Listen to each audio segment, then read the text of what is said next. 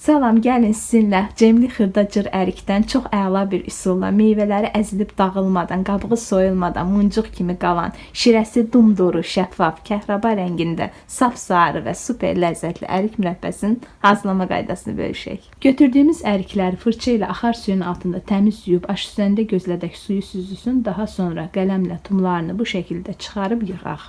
Bu arada dəyərli izləyicilər, sizdən ricamız zəhmətimizi qiymətləndirmək məqsədilə elə bu dəqiqə bir saniyənizi ayırıb bu videoya ürək qoymağı, yəni bəyənməyi unutmayın. Yaddaşa da atın ki, axtaranda tapa biləsiniz. Daha sonra isə ərikləri çəngəllə hər tərəfdən deşləkləyib yığırıq. Təmizlənmiş çəkisi 2 kilo ərik götürmüşük. Onu bişirmək üçün ləyəni ocağın üzərinə qoyub içərisinə 1 kilo yarım şəkər tozu və 200 ml stəkandan stəkan yarım su əlavə edirik. Şərbət bu şəkildə qaynamağa başladıqda meyvələri içərisinə əlavə edib ləyəni çevirərək, silkələyərək bütün meyvələrin şərbətə batıb bərabər isinməklərini təmin etmək şərti ilə ləyəni 3-4 dəqiqə bu şəkildə ocağın üzərində saxlayıb daha sonra qazı söndürüb mürəbbəni soyuduruq. Mürəbbə soyuyur, meyvələr öz şirəsini buraxır.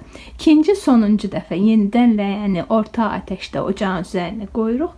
Mürəbbəni hazır olana qədər bişiririk. Bu arada üzərinə çıxan köpüklər, kəplərini də yığıb atırıq.